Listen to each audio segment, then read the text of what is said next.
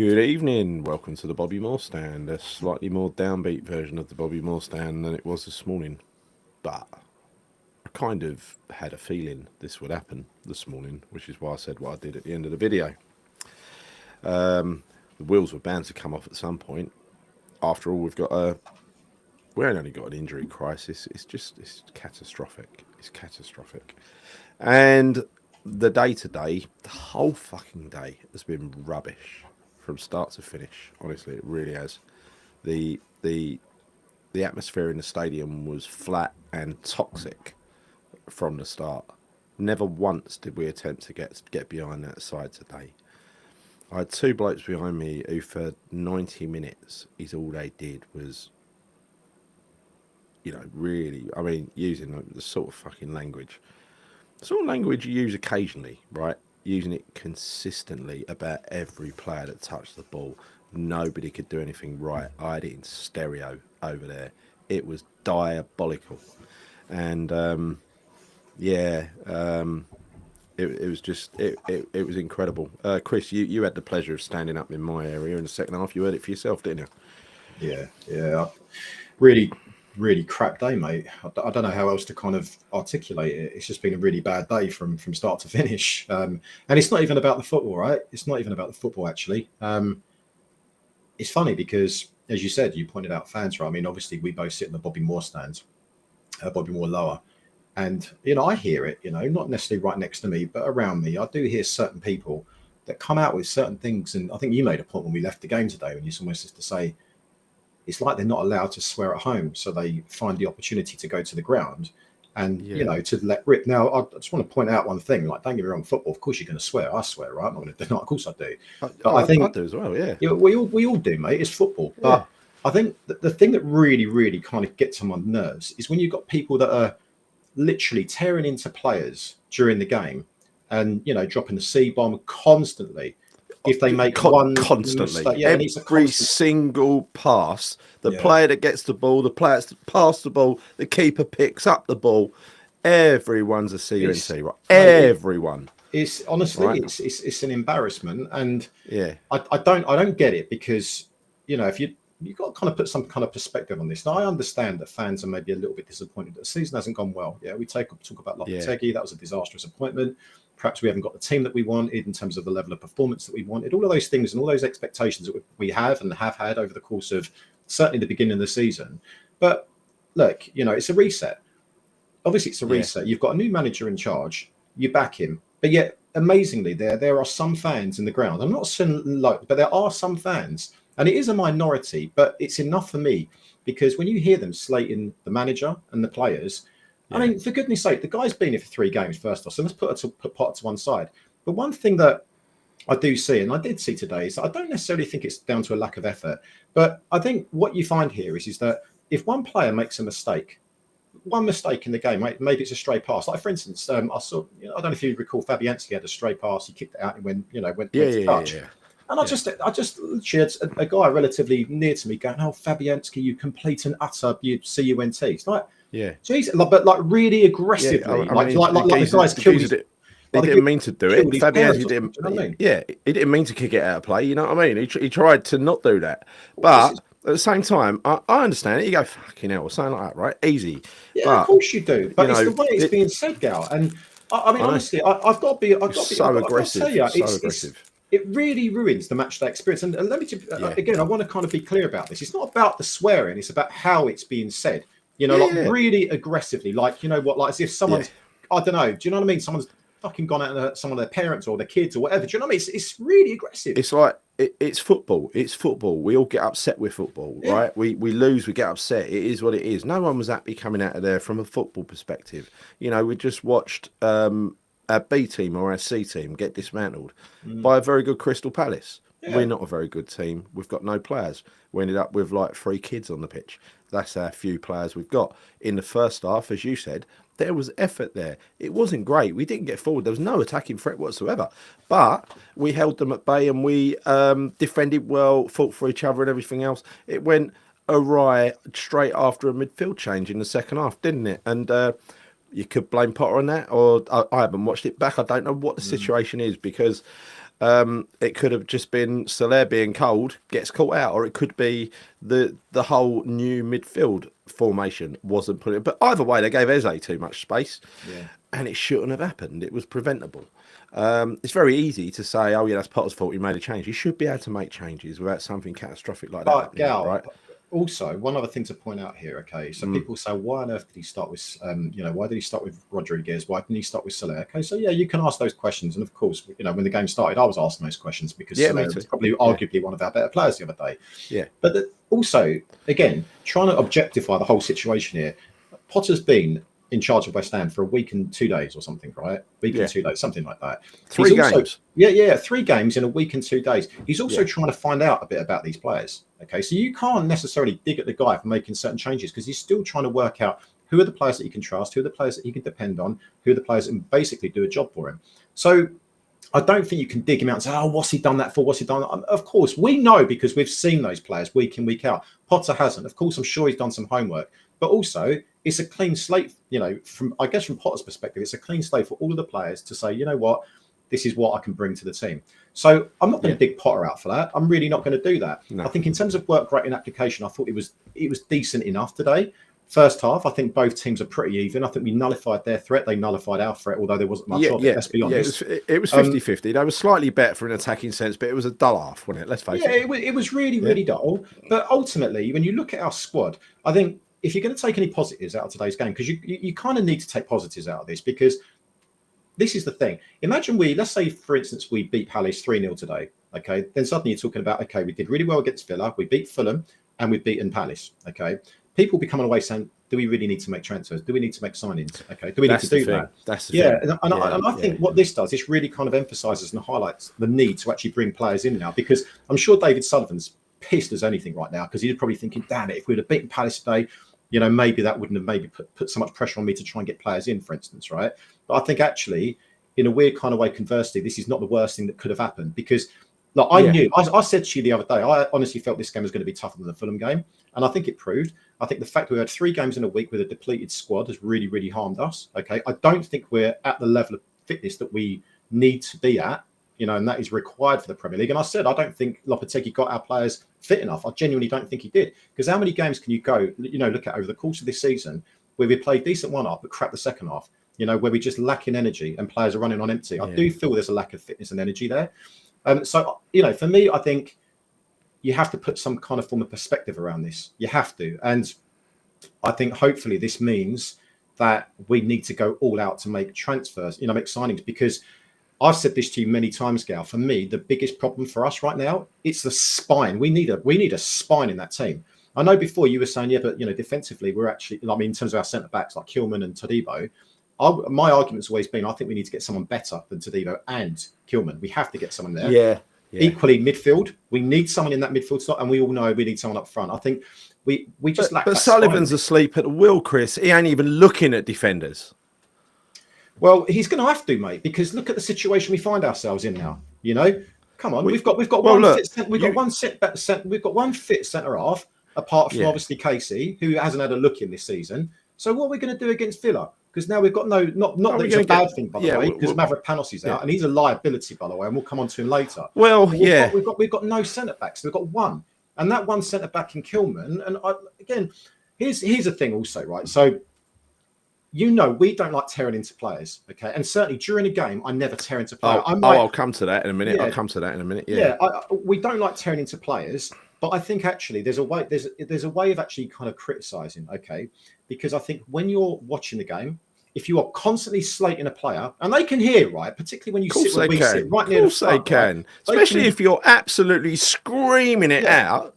They're only 20 yards away, 20 meters away, something like that. Of course they can hear you. Right. So basically, right. So if you're doing that during a game, that can only have a negative impact on the player himself and also the team. Like, I'm sorry, it does. You've got to go and back the players. You've got to go and cheer and support them on, right? And basically try and get them to, not to lose their confidence, but that's only going to impact their confidence.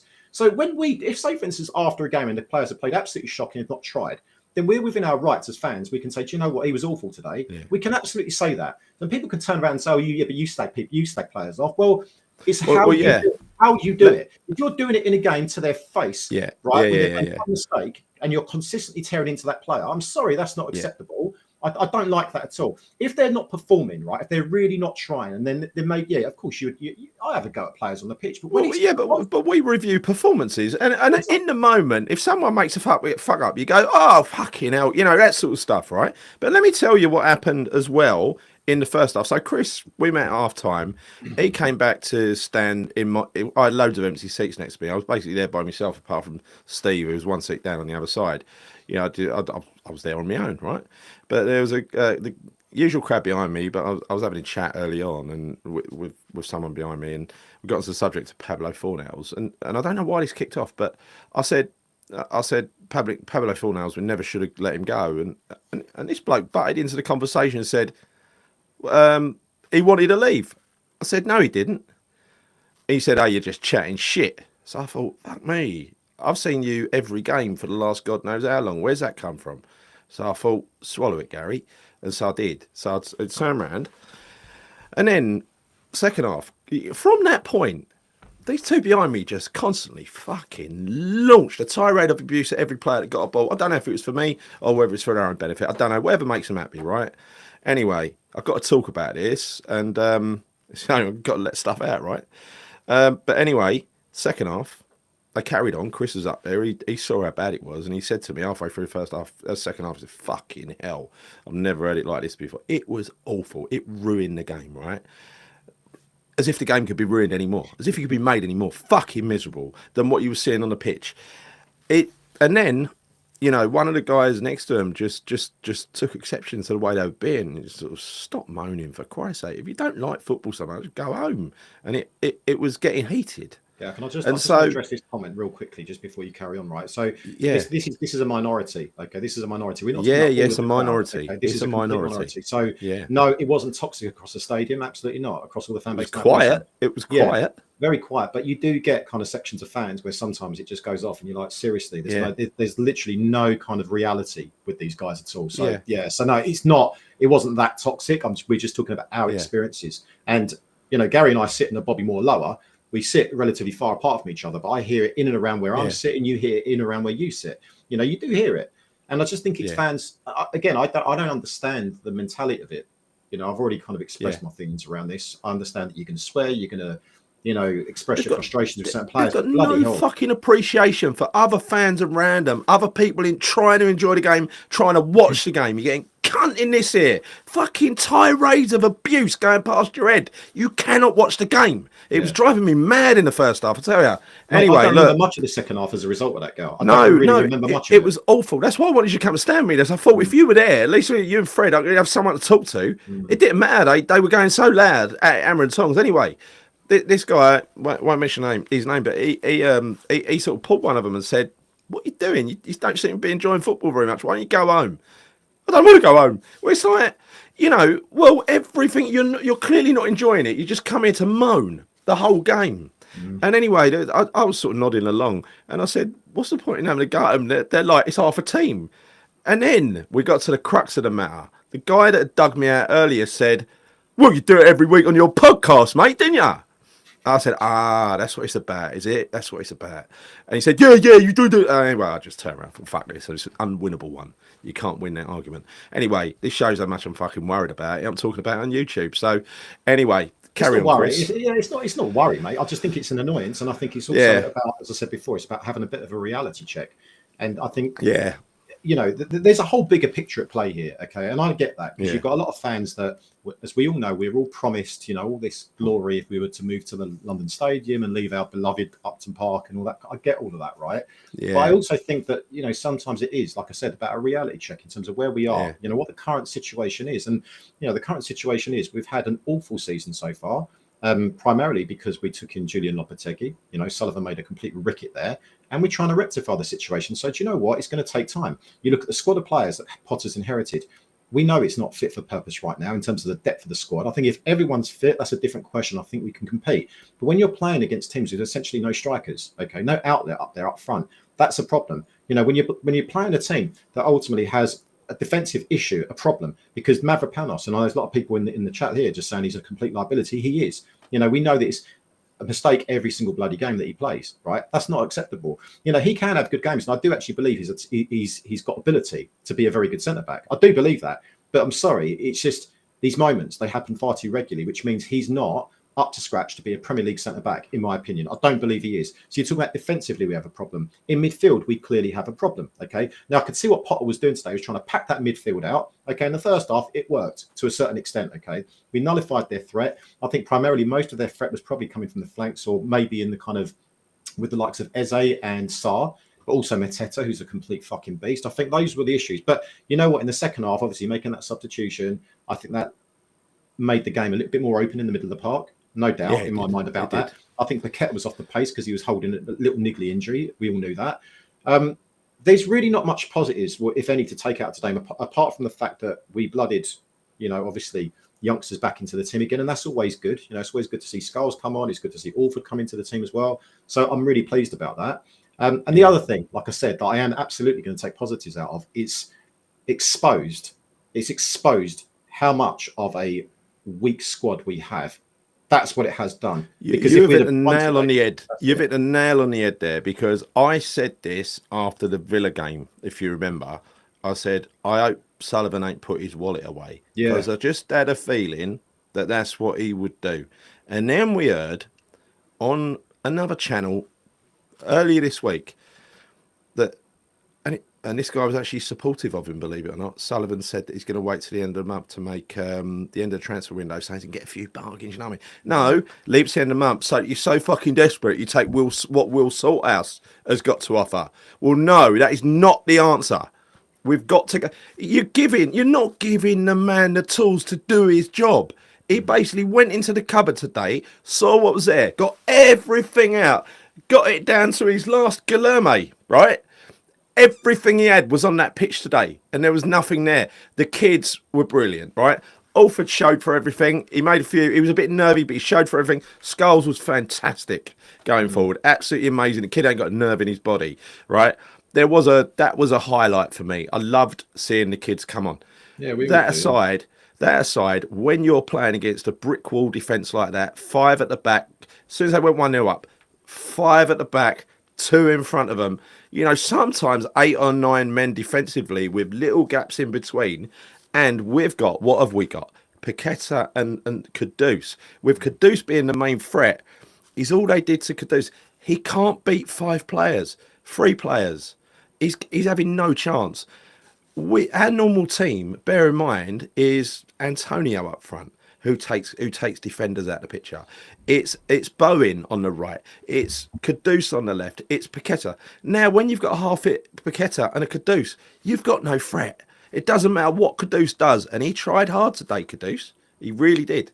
But no matter, all that to do was get close to him and get niggly with him. Well, you Stop see him what playing. You saw what happened, right? There, Tyrick Mitchell, that basically was, you know, I think throughout the whole game, he was barely like, you know, he didn't let Kudus, I don't know, 3-4 yards away from him. He was so close to him pretty much most of the game. I was watching it. And I was watching it any time, you know, we got possession of the ball, even if it was on the other side of the pitch. Tyrick Mitchell was looking at Kudus, and he's on him like a flash. And you know, and also throughout the game, there was, you know, many times when they were doubling up on him. So they knew that was our main outlet and our main threat, and they nullified it completely. You know, it's the same as Fulham did the other night. Fulham did it to him the other night. They put 3 men on him. Yeah. So we're having a go at him sometimes, and it ain't really his fault. He's just being literally shut down. But when that happens to a player like Kudus, do you remember when we had Vaz Tay playing and people like that, right? He might have not have been the greatest striker in the world, but I'll tell you what he did is he took defenders out of the way and left space for the other strikers and attacking players to do stuff. And that's what we usually have, because you can't pay when you've got, you know, Antonio, for instance, Bowen, Kudus, Paqueta. When you've got all of these attacking options, they can't defend like that. They've got to consider all the different options just in case you switch it or someone gets free in the middle. When it's just 2 and one of them's not quite fit, that's no attacking threat. And there's nothing left in the cupboard. Yeah, no, we've got nothing, mate. And hence, you know, like I said, hopefully this really kind of emphasises the need to go out and make some signings, because there's no way that we can continue with the squad that we have right now. Yes, we've got maybe Bowen coming back, and obviously I'm assuming that Somerville will probably come back for the Villa game. I'm hoping he will do.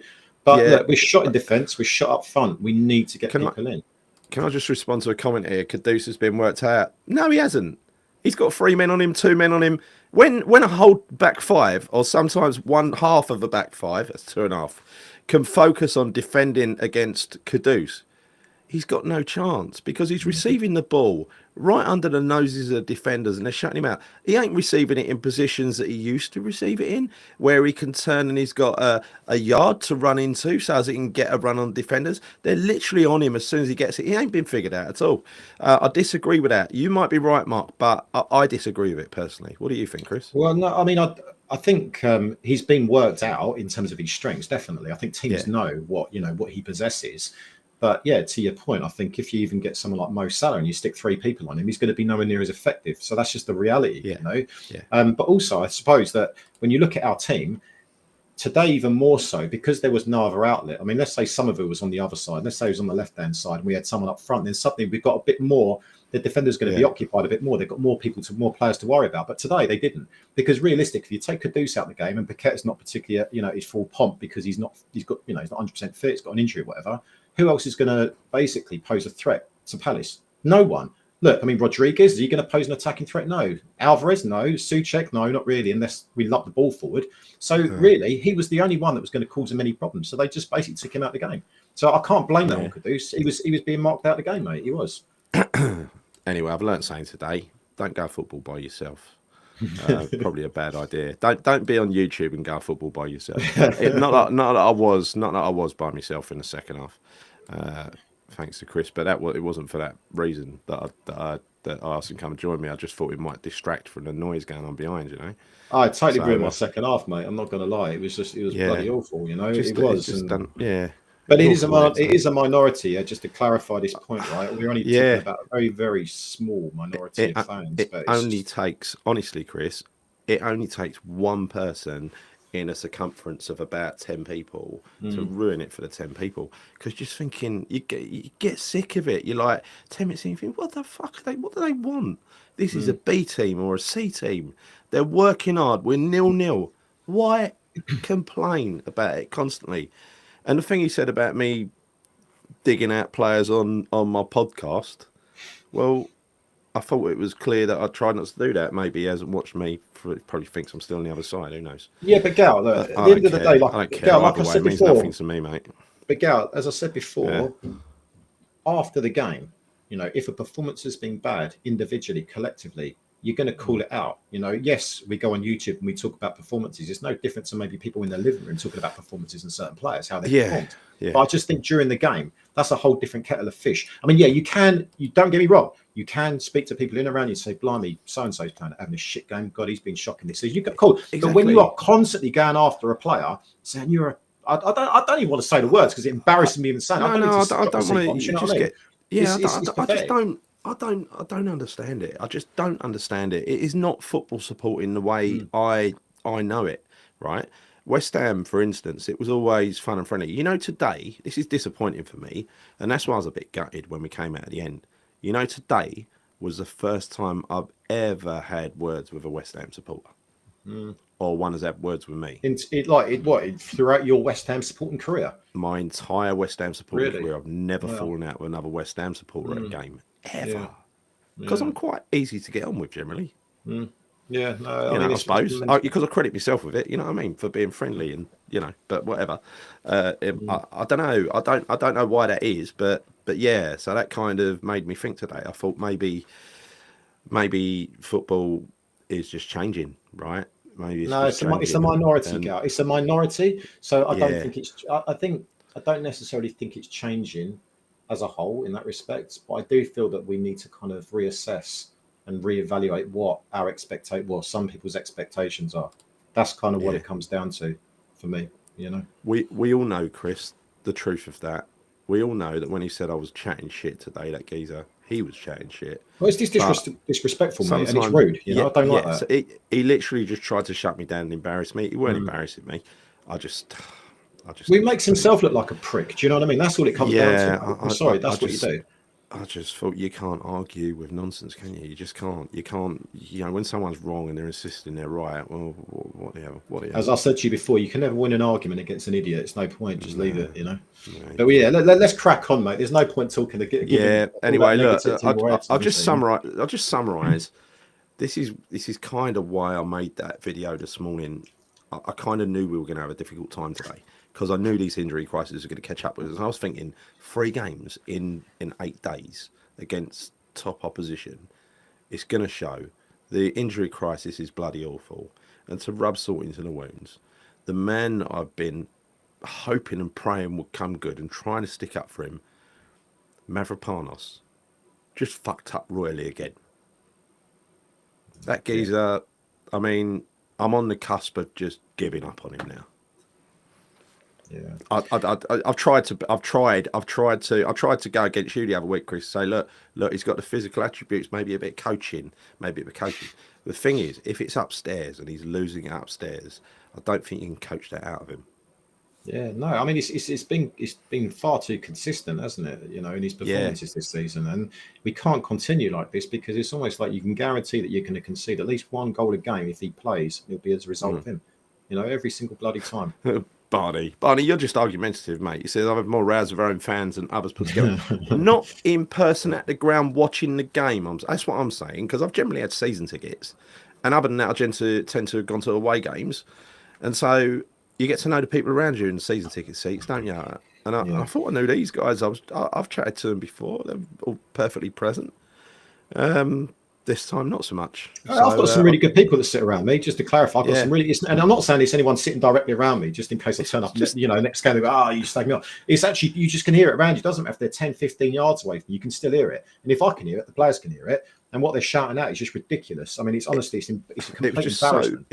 It was so unenjoyable, so poisonous over there. I don't really care about a spat, right? It was to do with, it was just the lack of enjoyment because of that, the way they were doing that from behind. They didn't give a toss who was around them. They were just going to fill their boots and swear as much as they could in 90 minutes. Maybe they're going for a record or something, because I think they beat it if they did. But I'm quite hard to offend when it comes to swearing. I grew up in a sweary household. I'm a sweary person, right? It doesn't offend me. But when it's used in context, you see, when it's used for effect to emphasise something, like swearing should be used. It ain't just the end of a sentence or the beginning of a sentence. It ain't just a way of talking. If you do that, you're doing it for effect. Yeah. And you don't know how to swear properly, do you? Yeah, it's incredible. Learn to swear properly. Go to swearing class. Right, go on. Yeah, message from Tony. It took an age to build the pyramid. It will take some time to rebuild a mismanaged football club. Yeah, totally agree with you. Tony. I mean, that's exactly the point, right? You know, that's exactly the point. It's going to take a bit of time. You know, if you look back, for me, like, obviously, and we've said this many times, but we failed. And when I say we, I'm talking about Sullivan, okay, in terms of a football club owner. He failed miserably when he chose to keep Moyes on post-Prague. That was the pivotal point for me, because at that moment, keeping on for a season was absolutely a nightmare. So we essentially never rebuilt that squad because it was aging, and we could see that when Lopetegui took over, which again was another. So it was 2 massive mistakes that have happened over the course of the last two and a half years since Prague. Those were the moments, right, where we could have turned a corner.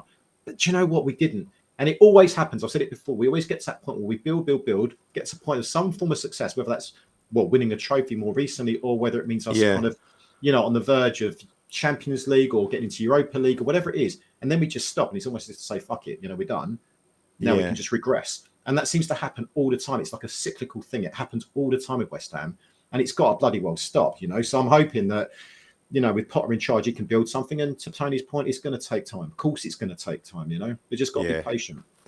Honestly, people have what I've seen on social media tonight and stuff like that is, firstly, people covering their arse after they praised him the other day, trying to say they don't back him now, or all they're unsure about it now. One example I heard, which honestly, I heard it and I thought, is that real? Was, well, look at Bournemouth. They've got an injury crisis. They haven't got a striker. They only have one senior player on the bench. They beat Newcastle 4-1 in their own backyard. If they can do it, why can't our manager put a team together out of his assembled spares and fucking bits and pieces that are useless? Yeah, you tell me. I don't know. Maybe it's that they were actually Bournemouth a good side before they had an injury crisis. And all they've got now is a bit of continuity with the backup players, maybe. Maybe a few more injuries, they won't be so good. Well, we're in that few more injuries phase. We've got literally fuck all left. Yeah. I mean, you're talking about a new manager coming in charge 3 games. Do you know what I mean? How can you honestly? Oh, he's not. I told you he was rubbish. You know what I mean? It's just like, oh, come on. This is what I knew would come after even a single loss. That's how bad we are. We're like spoiled kids who ain't got the right fucking present for Christmas. I wanted the other train set. I didn't want that one. Yeah, this is, here we go. I don't even know when Todibo is back, actually. I don't know when he's back. But yeah, I don't even know what injury he's got. Do you? I don't, but I think, Steve, you're right. I mean, who else is going to play at centre half? Well, that's exactly what I was thinking. This is exactly what I was thinking, Steve. Maybe, I mean, it wouldn't surprise. I mean, Alvarez might have to play at centre half, mate. He used to play centre half for Ajax. He's done it for Ajax and he's played holding role for Ajax. So he could do that job. But again, what does that mean? A lack of pace at the back again because he doesn't have any, So it's all makeshift. I didn't like him when he split the defenders against Chelsea. He was awful. Yeah. Well, he was, mate. He was. But you know what? Souček can play there. Souček can play there. Yeah. Yeah. Well, apparently, yeah. I suppose he could play there. I mean, we'll have to find out, won't we? Because we don't really have many options against Villa, unless somehow, miraculously, some of our players come back, like Todibo. Yeah. But yeah, we're kind of a bit screwed for that Villa game, aren't we? Let me just tell you this thing, right? Let me tell you this thing, because you're the same mindset as me, Chris, even though there's many years between us, right? You said it, mate, not me. Well, no, I'm 45, you're 25, right? So, yeah, tough paper round. But the thing is, we're both of the same mindset when it comes to West Ham supporting. And I grew up in a time where us West Ham supporters, I think I mentioned this, the Fulham game that I went to last season, right? It was last season, wasn't it? Was it? Yeah, the away game where we got battered, right? That was actually one of my favourite fan experiences for a long, long time because it reminded me of the old days. Because the fans that stayed behind, some of them stormed out because we weren't winning. They stormed out. A lot of us stayed behind. Probably the majority. Dodsey was there. He was in front of me. That was such fun that day because it was proper gallows humour, old style West Ham gallows humour, where we just laughed at ourselves. We just took the piss. Because what else can you do? Don't give yourself heartburn. Don't stress out over it. It's a game of football, right? Yes, you want to win. Of course you do. We all want to win. No better feeling than winning, is there, than West Ham winning? We've all been floating on cloud 9 since Fulham the other night. But we ain't sort of obliged. We don't, you know what I mean? We're not entitled to win, and we're not entitled to anything really. We just go along and watch our football team and support them and hope for the best. But it's that bit of supporting the team and trying to get them going. One thing's for sure, it's counterproductive if you slag the team off when they're struggling. It will only have the reverse effect of making them struggle even more. Yeah. The only thing I would say on that point, though, Gal, is if you can clearly see that a player is not putting in the yards. Oh yeah, give it to him. Shit. Yeah, give exactly. Exactly. If they make a mistake, then that weren't today, though, was it? That weren't today, though, Chris. No, it wasn't. I'm just saying, to caveat that. But yeah, I totally agree with you, mate. But anyway, if someone's not trying, they deserve every rocket they get, right? To try and make them try. Remind them of their duty. Yeah. Yeah. A lot of players underperformed today. It has to be said. But again, a lot of them have had 3 games in 8 days, 3 really tough games in 8 days, and the weather's freezing outside. It was freezing today. I mean, honestly, it's funny because I said to you, apparently Todibo's back for Chelsea. Well, hopefully he is. Is he? Oh, good. I don't know, but apparently that's what Michael's saying. But mate, it's funny because I said to you at half time. Yes, was it yesterday or the day before? We were talking about predictions a couple of days ago, and me, I always go my usual 3-1 or whatever, right? Yeah. But it's always a little bit tongue in cheek because I don't know how to predict West Ham these days. I don't, particularly under a new manager and everything else, right? But anyway, obviously when you see the lineup, we have 0 attacking threat. I revised that completely, and I was saying that as I was walking to the ground, I thought it was going to be a draw, or maybe we could lose. I thought it was going to be that type of game, but I felt, and it's a really weird feeling. That is the flattest I've felt all season, and it's not because of the football or anything like that. It's just that like just everything. It's it was the whole experience. Yeah. I got in there and I turned around to Phil. I said, you know, I'm really not feeling this today. I'm just not feeling it. I don't feel happy. I don't know what it is. I couldn't put my finger on it. I couldn't even get in the pub. I couldn't even get in the pub early on, right? It was like one in, one out. They asked you for ID, didn't they, Gal? And you know, you just yeah. I said, sorry, mate. I said, are you taking the piss? He said, no. I'll tell you what. I was once asked for ID, Chris. This was only about 10 years ago, and I don't look that much different, honest. Went to New York with work, and we went for a night out, and we went to this club, and we got to the door, and this bouncer, he said to me, "Got any ID, sir?" And I went, "You are taking the piss, right?" And what he did was he whispered in my ear. He said, "Look, just flash something at me." So I did. No, there you go. No, you didn't. No, you didn't. No, please. I had to pretend I had ID. That's what he said. I gave him money, obviously. No, when you said you flashed something at him, I didn't know what you meant there. No, not that. Yeah, not flash that. Well, it sounded like you did that. What I'd done was I had a little word with him. I gave him a little word. I don't know how many dollars I gave him, but I gave him a few dollars. I said, mate, you know full well that I am over 21, right? Yeah, I've seen the same thing. 21. We both know we're over 20. I'm over 21, right? So I said, look, I ain't got ID on me, photo ID. What can I do? Here's some money. And he said, just whatever you've got, just flash it at me and I'll pretend I've seen it. Yeah. So brilliant. Yeah. I remember one time I was in Nashville, right? And bars everywhere along the strip, absolutely everywhere. And this was with work, right? And there was a guy that I was with, an old colleague of mine. He must have been about 52, 53. They wouldn't let him in. In the end, they did let him in. Got to the bar, asked to buy a drink. He couldn't buy a drink. He didn't have his passport on him. Bloody ridiculous. Yeah. Absolutely mental. Yeah. It's amazing. It's amazing. I was, there's a few examples in the chat here, right, of what people are saying, because mine was the FA Cup at Old Trafford. We got spanked 6-1 to this day. It's the best game I've been to for atmosphere. Yeah, I mean, the 6-0 up at Oldham on the Valentine's Day massacre in 1989 or 90, whenever it was. It's hilarious, right? Souček gets his head and everything. He'd be effective in defence.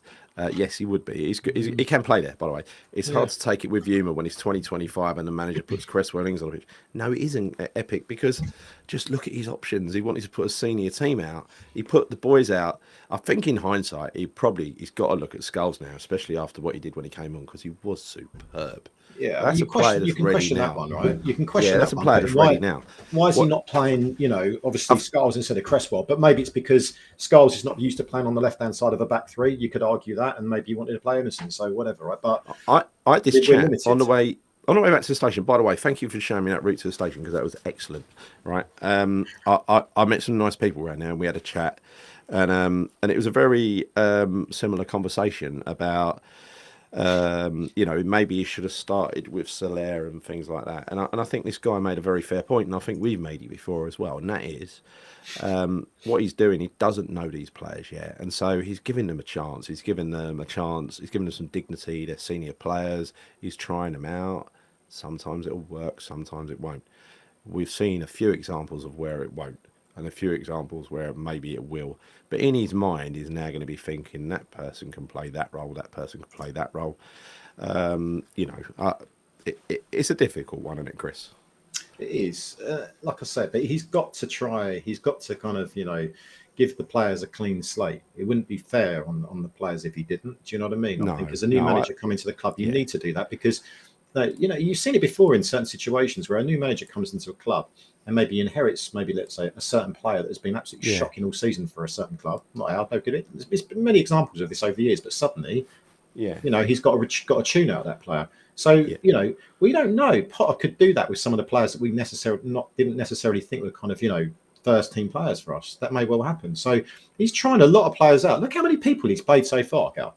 He's played a lot, mate. He's also introduced a lot of the youngsters into the team as well. So I think you've got to give him a bit of credit for that. And it takes a bit of bravery, and perhaps he's going to make some mistakes along the way. Of course, he's going to make some mistakes, but give him the chance. Give him a chance. You've got to allow him to make those mistakes in a way. It's not FIFA. It's a sport played on grass by humans. It's an inexact science. There's all sorts of different things. There's variables to take into consideration. Cold. The temperature, the the referee could be rubbish, could be a ringer. That how the opposition play, how individuals in the opposition's play. You know, if something takes a deflection off someone gets a knock, someone's gets an injury, someone doesn't quite play to their full potential. Is all you need is a couple of those things occurring at the same time, which they did in the second half in midfield. Then it's a perfect storm. It's a perfect storm. And the problem with that Palace team, I'm telling you now, with no threat up front, is all that to do was take the lead and it was game over. Yeah. Well, I'll tell you, Mateta is a handful, though, in fairness. Like, we should buy him. We should buy him off of them just to punish him. A good mate of mine is a Palace fan, right? And he was raving about him when he first went to Palace, and then he had a period of time when he said he's absolutely shite. And then, obviously, over the course of probably the last year, he's been waxing lyrical about him again because he is a decent player. He's been pretty clinical. He's massive. I mean, honestly, he's massive. Bearing in mind, Kilman's 6'4". Right, you see him next to Kilman. I think he might be taller than Kilman. I might be wrong here, but he's massive. Like he's built like a brick shithouse. And so he was always going to cause us some problems. It was always going to happen. And I said at the start of the game, I think if anyone's going to score for Palace, it's going to be him. And obviously knocked in two. You know. So yeah, there was a big threat there, and I don't think, honestly, we've spoken about Mavropanos a bit, Gal. But and again, it's not about digging out players, but you got to say it for what it is. Kilman's. He's got a mistake in him too, mate. And I'll tell you something. Yeah, he was bad today. He was bad. But not just like out of possession when he's trying to make a tackle, but also in possession, he wasn't particularly great either. You know, I saw him make one stray pass in the first half that led them to led them on the attack, right? And I think it was Mateta at the first shot. When he whacked it across goal, and I think Fabianski tipped it around the post. That was from Kilman, because Kilman had he passed it, a completely stray pass, went to one of their players, don't know it was, played in, Mateta. It's little mistakes that he's also making as well. He is. Yeah, I know. And it kind of reiterates, what I've said before, that we do need to get a bloody good centre-half in there, mate, because I don't think we've got one at the moment. I think Todibo is one, but again, I think he's still kind of adjusting. Obviously, he's still injured, so I'm always reluctant, Chris. I do think, by the way, if you sort out the midfield, you also have a hand in sorting out defence, because part of the reason the defence is so shit is they're constantly tested for 90 minutes. Right? They need to not be tested for 90 minutes. It needs to be, on the odd occasion during a game where the attacking team breaks through and they've got something to defend. It's like last gasp all the time, isn't it? And that second half was very reminiscent of what's been happening recently, which just goes to show you these players are still not right, still not up to scratch. There's too many weaknesses there. I don't know for the life of me why Guido started, and I don't know for the life of me why he didn't start the second half, because he was actually one of the better players in that. I agree. I know there were some people saying he was shit in the first half. I personally didn't think he was. I thought he was actually okay. His passing was decent. He looked pretty composed. And actually, if you look at the first half alone in isolation, I actually thought that we looked pretty well organised, to be honest with you. I do. I thought we looked pretty well organised. If that was, as you said before, if that was Lopetegui managing, that team against Crystal Palace today, there's no way we'd have been that organised in that first half. We probably would have conceded. I mean, in fact, I've no doubts that we would have conceded maybe 1 or 2 goals. So we definitely are looking more disciplined. But again, I don't think Rodriguez had a bad game today at all. I really, really don't. No, I don't. I'd give him a 6 for that first half, easy. I mean, he was controlled and he was playing. You could tell the team was compact in that first half. It was moving from side to side, similar like I described up at Villa. Right, they were not being stretched across the pitch. They were moving together. They were a nice, solid, controlled unit, and I think he had something to do with that. Whereas in the second half, it just all discipline in that side just went to pot until we started putting them under a little bit of pressure when the kids come on, and that's a bit of a weird outcome, isn't it? Yeah, it is, and I must say that I think you're right in terms of how Scholes played. I thought he did very, very well. He was definitely attacking their fullback and he was trying to get up there in the final thirds, which is something we weren't doing at all really in the first half.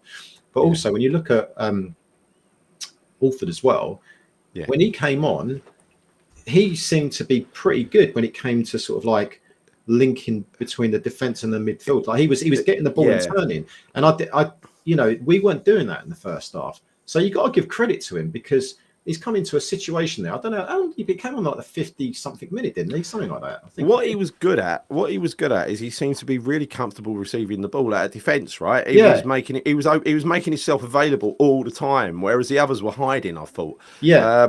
And so he made a few nervy little mistakes, one or two misplaced passes, but he was making himself available so much. He deserves to. He's a kid. He's going to make a few little errors, but like Scholes, getting better and better and better every time he comes on the pitch. I'm sure the same will be the same for Alford, because they get confidence after the first one and say, "Oh, I'm actually all right. He don't hate me."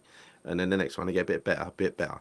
And then after a while they start to realise they're seeing the game for how it is and thinking, this is what I think is going through Skull's head now when he's looking on the pitch. He's going, "Fuck me, I can do better than this."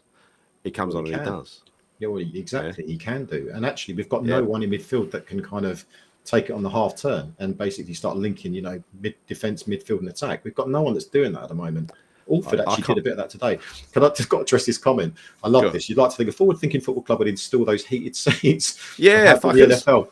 But the problem is, though, Gal, we stand up where we're supposed. Well, we're supposed to sit. Mind you, if it's a heated seat, Chris, in this weather, I might be tempted to sit down. You know what I mean? If there was a heated seat there today, I definitely would have sat. I wouldn't have seen anything. So be people standing in front of me, but I wouldn't have missed anything either. Yeah. We could have sat down and not actually missed the game today, couldn't we? I sat down for their penalty. I don't know if you noticed that. I couldn't be bothered. By the way, we all thought Fabianski saved it. It went in under his body, did it? No, so I didn't know because it was hard to see initially because I just lost interest by that point. Yeah. But no, that is the only thing. So since I've got back home, it's the only thing I've watched is the highlights. That 2 minute, and also I watched Potter's post match interview as well, right?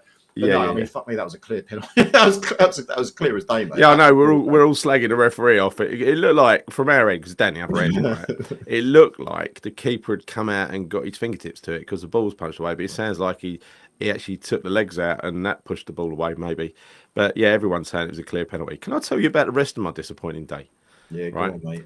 I not only did I not get into the black ball and gave up after 5 minutes as the icicles started descending from my hair, right? I can't take the cold now. I thought I'd walk. I walked down past the Carpenters. I thought, fuck that, I ain't going in there. It looked far too busy.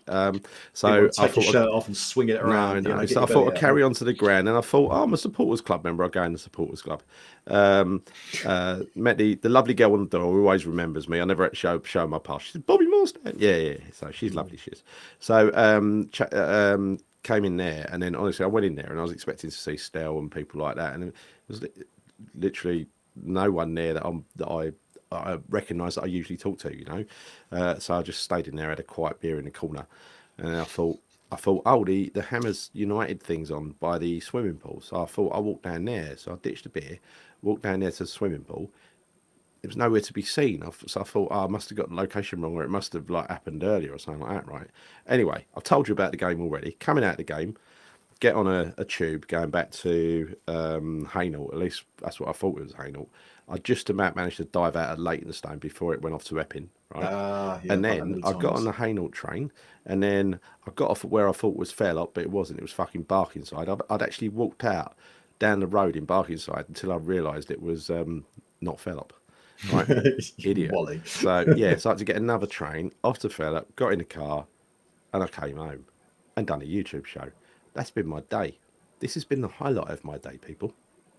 Yeah. This always helps, though, to be fair. It is quite cathartic because when you come home and you see a bit of a shit show and you've had a bit of a negative experience, and Danny Boy, to your point, so negative with the ball regardless of injuries and lack of attacking intent. I do agree with you. I think you can't deny it was negative. No, I'm not denying that. I mean, it is negative football, but I do think we lack options. Yeah, of course, up front we don't have anything. But I also think the one thing that is glaringly obvious is that we're fucking so slow with the ball, Gal, in terms of moving it around. We don't pass that ball quick enough. We just do not do it. And that all the way from the back. So much. Yeah, all the way from the back. It starts with the keeper. The keeper he dwells on the ball for ages, doesn't he? In a Brighton team. So do our defenders as well, though, Gal. So do our defenders. They just hold it and they go sideways and backwards.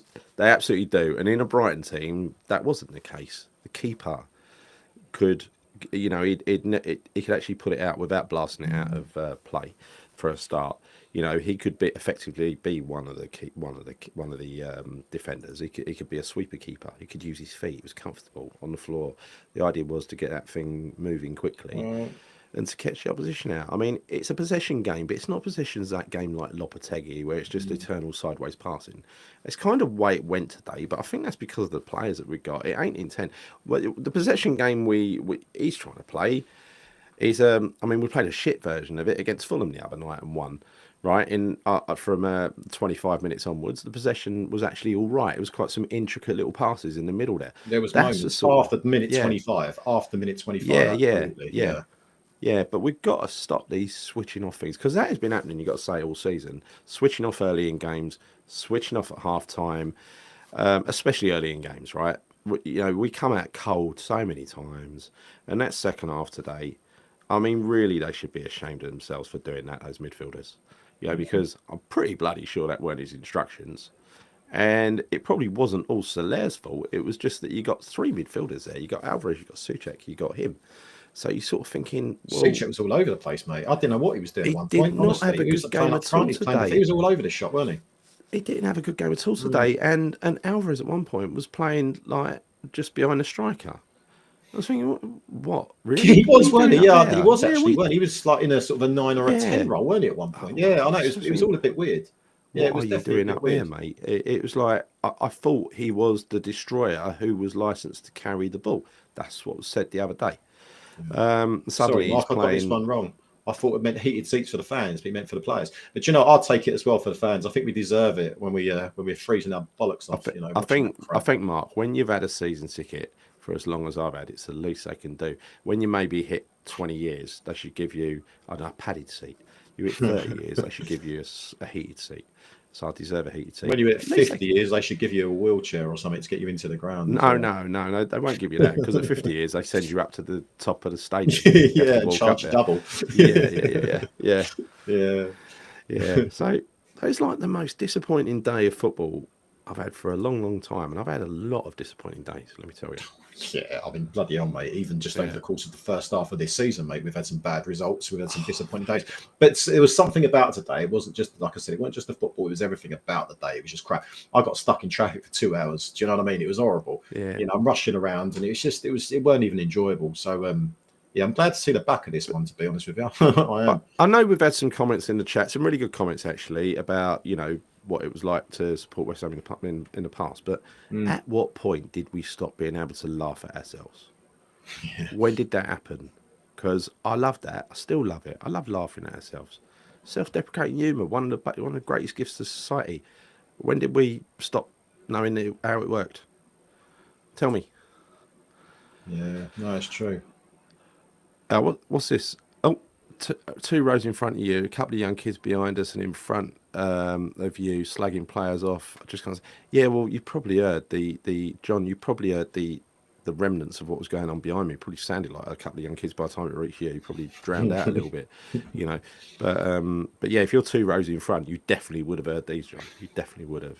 Oh yeah, I think you would have heard it from further away than that as well. Actually, I think you would have heard it on the pitch. To be honest, like Chris said, there's no way the players weren't hearing that. They come up for a corner or something like that. They're hearing that. This thing from, you should come and say hello, John. So Barney McGrew, badge of honour at Old West Ham's a strike. Have we read this already? Haven't we? Oh no, we haven't. Lose badly, and on the way out, go into the Irons Travel Club porter cabin to book tickets for the following week's away game. Brilliant. I love that. I used to like that porter cabin. I used to like the not the porter cabin, the Travel Club, the shop. The shop that was in the porter cabin. Yeah. That was like a sweet shop, wasn't it? It was like bits everywhere. So much stuff in there. So much gear in there. Loved it. Yeah, I remember that. God, yeah. That's good memories. That was. Yeah, it really was. It really was. So let's do some player ratings and let's involve the audience in this. Do the overlay on your best behaviour, people. On your best behaviour. We're going to just go through the team rather than go to all the effort of pick out which comments to put up, because that's just miserable. Going to put them up now. So let's start in goal with Lucas Fabianski. What's your rating for Fabianski, Chris? My rating. So what did he do right? What did he do wrong? I mean, his distribution wasn't particularly great today.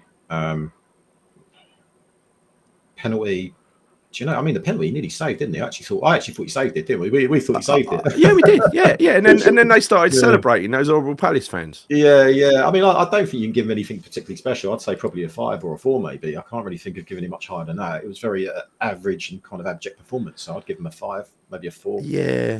I don't want to go too harsh on him because, I mean, not being funny, Palace didn't have that many shots on our goal, really, did they?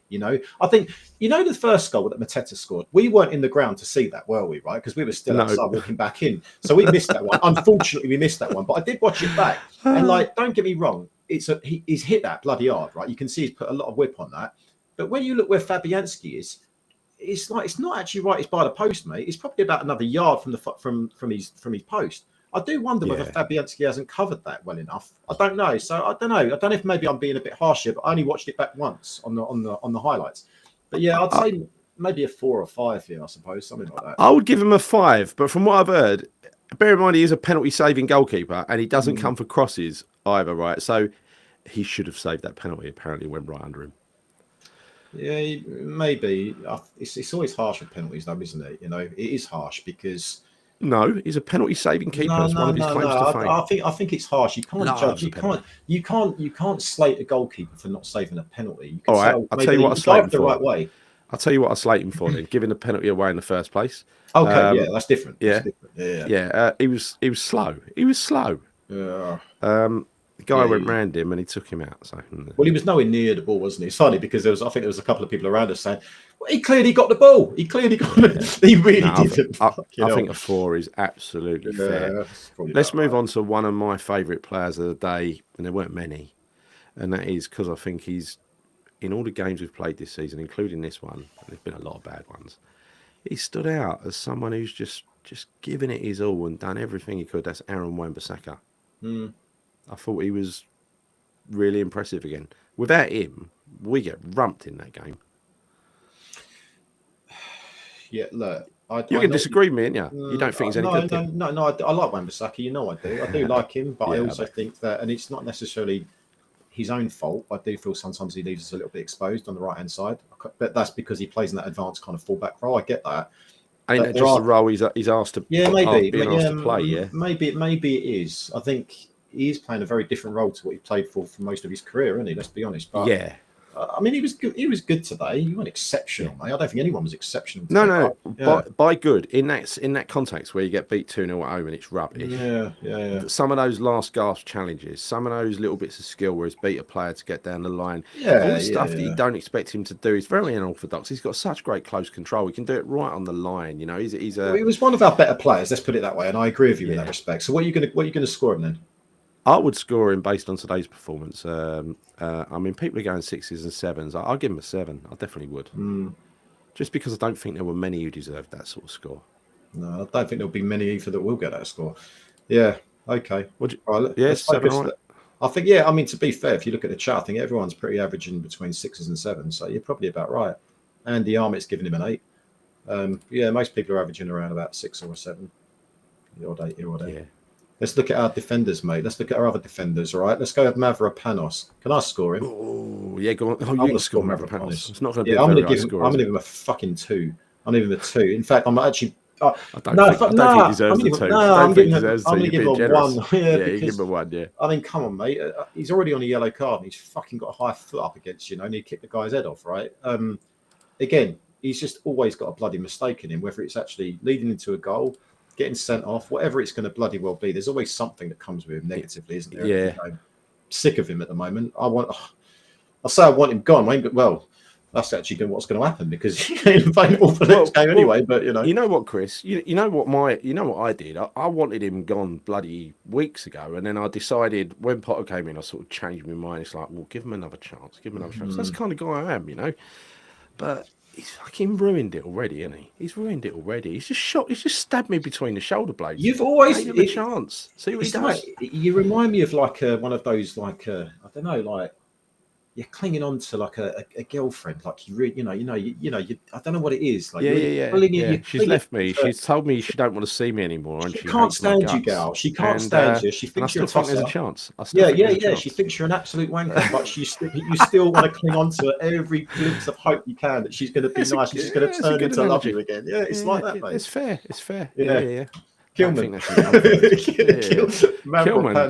Kilman was, I mean, he's the perfect partner for Mavropanos at the moment, isn't he? Because he can, when he does something well, he looks really good and really proficient and a top player, and then he'll just look crap.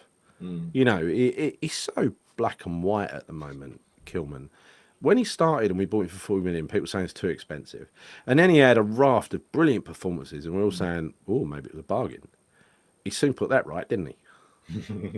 Because ever since we started calling him a bargain, he's been like 2 bad games, 1 good game, 2 bad games, 1 good game. It was like, instead of the consistent good game every game, it was like a 7 out of 10, 8 out of 10 every week. He's turned into an average of about 4 out of 10, 5 out of 10.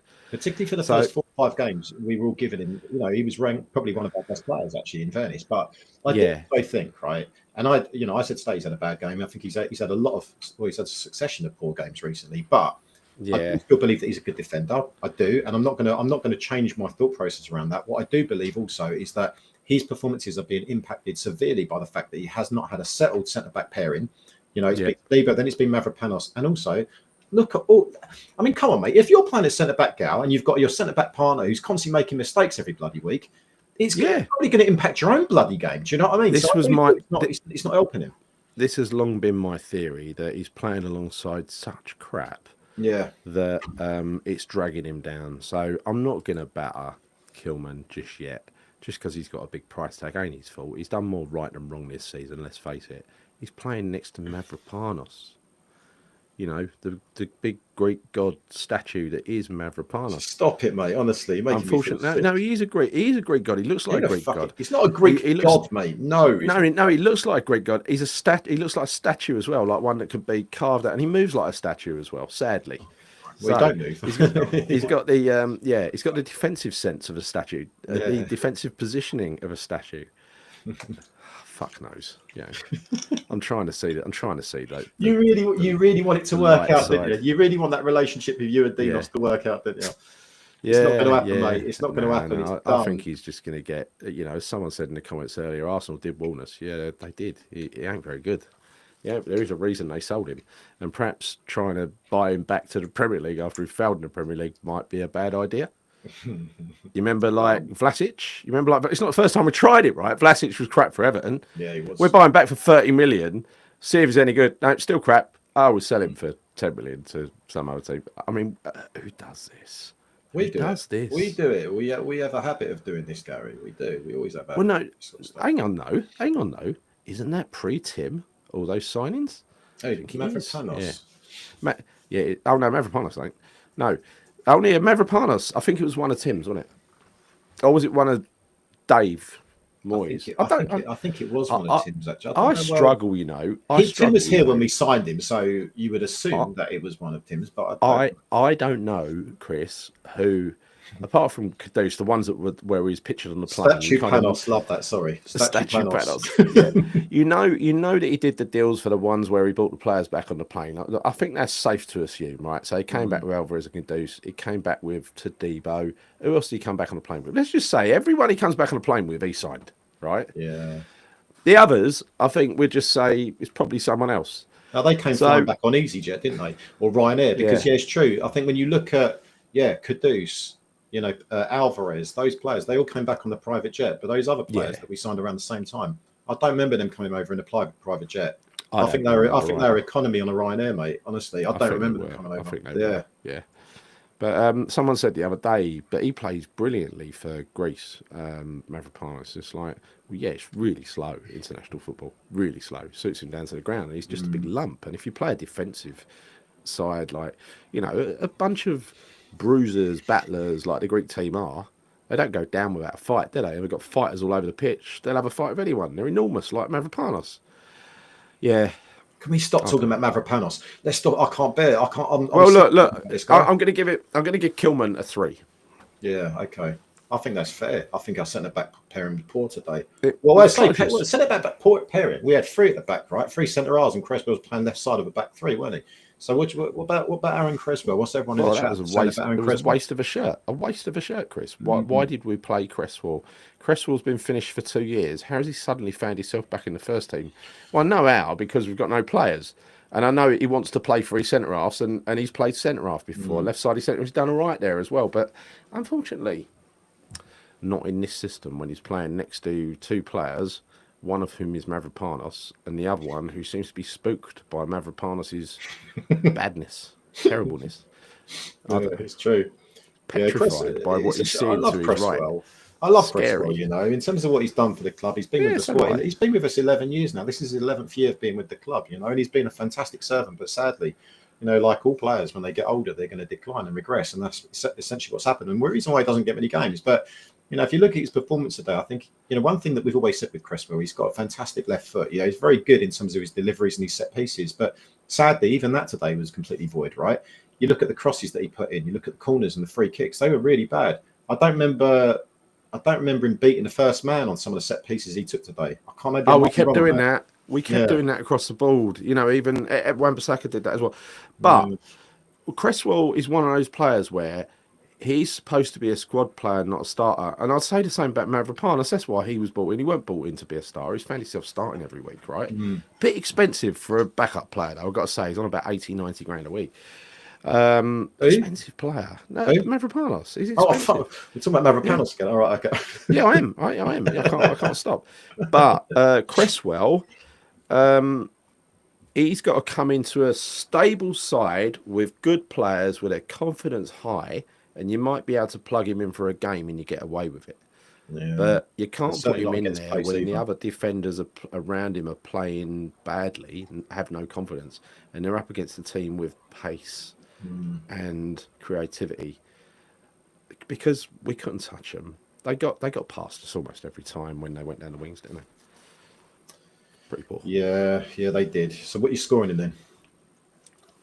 Cress, look, it's unfair to give him a 2. I'll give him a 3 because he does it on performance. He's over the 2, but the guy's 57 years old. I know. Yeah, I think that's fair. You can't score him any much more than that. I wouldn't score less than that, but yeah, he's probably on par with the likes of Kilman, wasn't it? No, you know, he weren't as bad as Kilman actually. So, well, set pieces he weren't great, but from a defensive point of view, he wasn't as bad as Kilman and Mavropanos. In truth, he wasn't. So actually, I'm inclined to give Cresswell a slightly higher score than both of those two centre backs. I'd say I'll give him a 4. I would give Cresswell a 4. Let me just say to the people in the chat, we've had about 450 views across X and YouTube so far tonight. It was about average about 320, 330 on YouTube. Gone down to about 275 now. A lot of people. Can you? Because I think there's a competition. So, can you, if you wouldn't mind, can you subscribe if you haven't subscribed already? Give the video a like, because this is one of those shows tonight where we really didn't want to make it. We've had a terrible day. We've come home here, we've got on here, but lucky we did because it cheers us up, right? It actually is cathartic. Give the video a like and hit the bell notification icon if you haven't subscribed already. You notice we've been putting the work in this week. A lot of work this week, isn't it, Chris?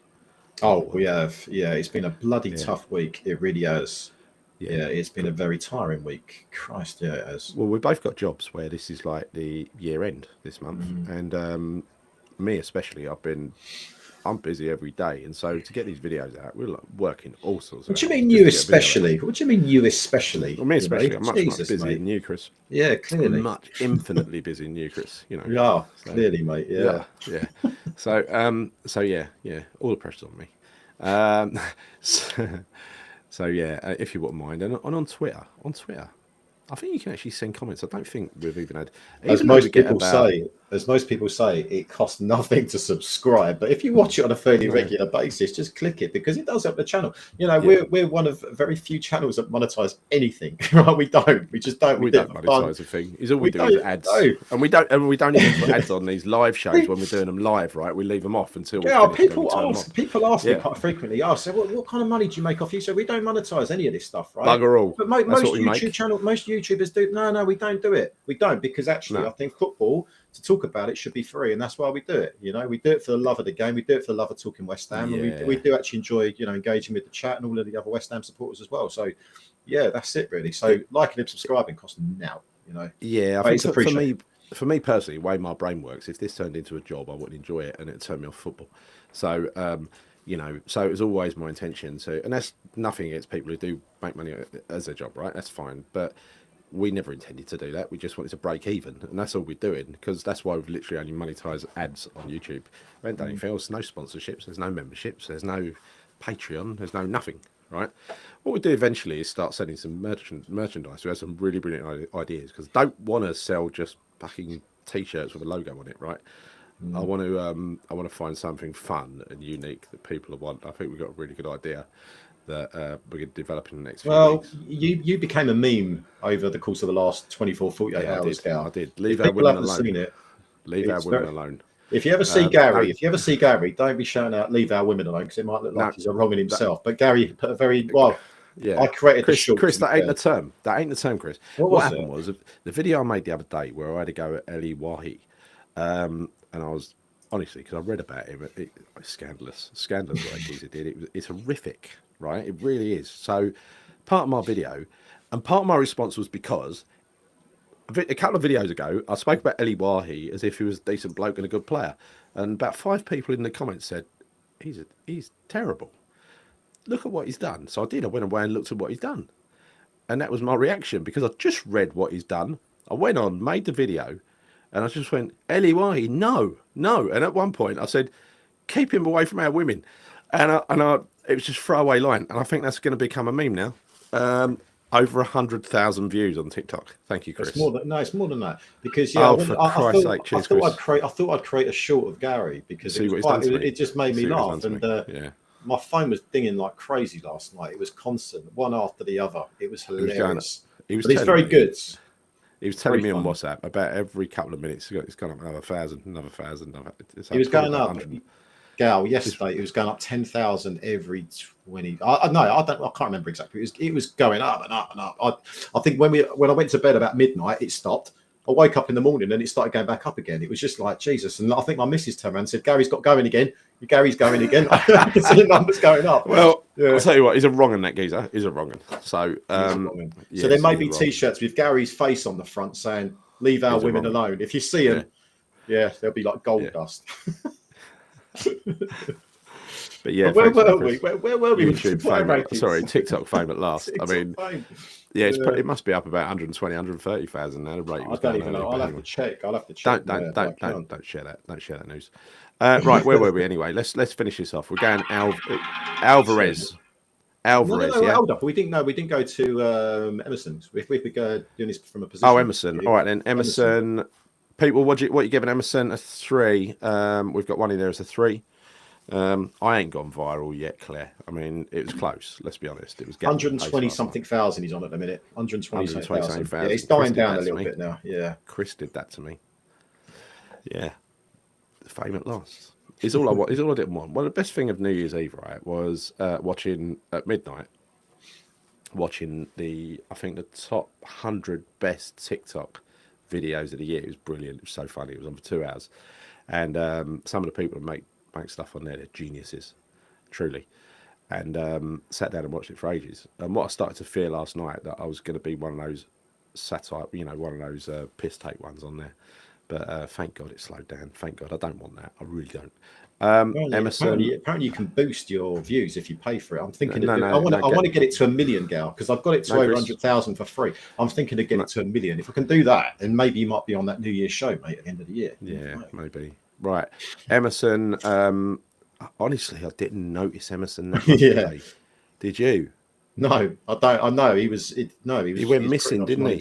Yeah, he did. Because he was playing as a. I thought on like the formation that we had, it looked like he was a left winger. He wasn't a left winger, was he? So he was a left wing back. Well, he was coming inside a little bit. I don't even know what he was doing. Again, very poor performance. I'm going to go out there and say a 3. I can't give many more than that. Probably less than that. I'm going to give him a 3. 3 without a doubt. And then let's move on to Edson. That's for you. I think it's Chris. I keep calling him Edison. It really winds him up. Edson Alvarez. Yeah, I saw that. Someone said, why do you call him Edison? Every time I make a video, I say Edson. Every time I do that, I forget his name. Sorry, he leaves a comment saying, "Why do you put the I in Edson?" He just prefers it. I think Alvarez. Jesus, first half, I didn't think good first half. Yeah. Terrible second half. Yeah. I agree. Yeah. So average. What's the average of those two? What would you give him for the first half?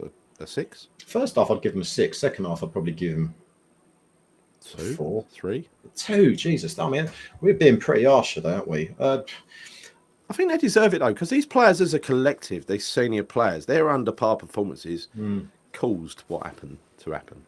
But again, one thing I do want to say, Gal, and I think it's very important that we say this, is that I do believe that these player rankings is also due to the fact that they played 3 games in a week under Potter. Okay. Yeah, I know other teams do it. I know they're professional football players. I know all of that, and I get all of that stuff.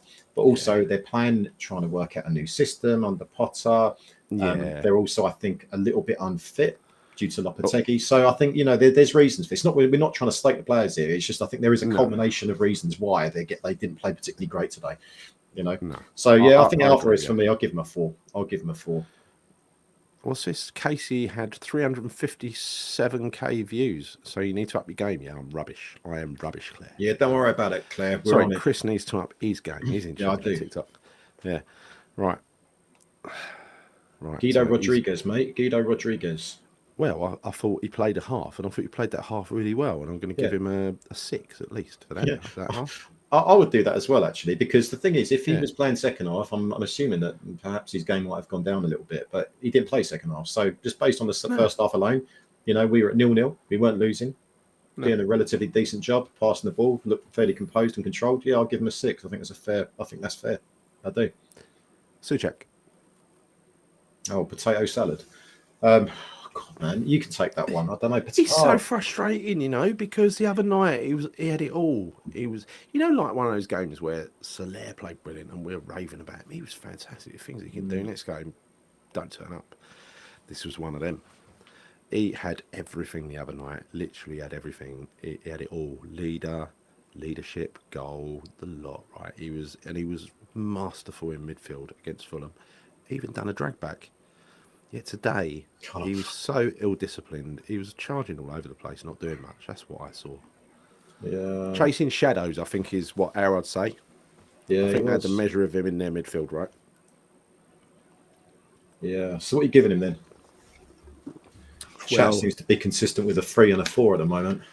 It's between the two, to be honest. I think it was noticeably bad, especially in the second half. Tempted to give him a 3, actually. I'll give him a 3. Wow, jeez. Yeah, that's how bad I thought it was. I can't find an argument to give him a 4. Actually, can you? No. Anything stand out that he did? I suppose first half. If you look at the first half, we were quite solid. He must have done a job in there in the first half, right? But in the second half, he didn't. And I do, as the captain, as the leader, falling apart, and it's in and around him as well, falling apart that quickly in the second half. He, in particular, should not have let that happen. Oh yeah, he's captain, isn't he? Yeah, you're right. Yeah, almost forgot about that he's captain, standing captain at the minute. Yeah, someone's given Souček a 9. That was not a good captain's performance for the first 3 minutes of that second half. Lost us a game. All right. Agreed. Yeah. Who are we missing here? Lucas Paquetá. Carrying a knock, you said. Well, apparently he was. That's what I've been told, and that's presumably why he was substituted as well. I guess he was playing on the right, wasn't he? He wasn't playing up front like he was the other night. He was playing on the right, and Kudus was playing in the middle. Well, no, they were alternating, weren't they? They were switching quite frequently in that game, I think. I don't know. I was confused by the whole thing, to be honest. I was looking at the game Honestly, I was looking at the game trying to figure out who was playing where and what their jobs were, and it was difficult to read, especially when you got all that noise going on. So I don't know. No, I don't know. I don't know what he did offer anything. He got taken off very early in the second half, and he did next to nothing in the first half. I'd give him a 4 probably if he's carrying injury. I'd give him a 4. Give him the benefit of the doubt. Yeah, I would agree with you on that one. Yeah, he didn't do anything disastrously bad, but then equally didn't do anything particularly good either. And obviously injury as well. I'd say 4 or 5 is probably fair. Yeah, I'd agree with you. Who else? Who we missed? Kudus. Yeah, Mo. I felt a little bit for him today because I do think he was actually trying. I do, like I said earlier. One of the best players, Chris. One of the few best players. He comes into Wan-Bissaka's bucket for me. I think the only thing that I noticed today, Gary, and I think I said this to you during the game, is his movement off the ball at times annoys me. Like when he'll pass the ball, when he sort of like talks, when you say, pass a move. Sometimes he'll pass it and he won't move to receive it, into a position of space. And he does do that quite a lot, but sometimes he doesn't do it, and that is quite frustrating. I did see that happening today on a few occasions, but I also felt that he was trying to progress the ball into the final thirds of the pitch. But the problem is that he was targeted. And ultimately, like I said earlier on, Crystal Palace nullified the threat that he posed, which actually wasn't much of a threat because they kind of kept him quiet. And I think Tyrick Mitchell did a really good job on him today. So it's hard. It's hard to give a good score.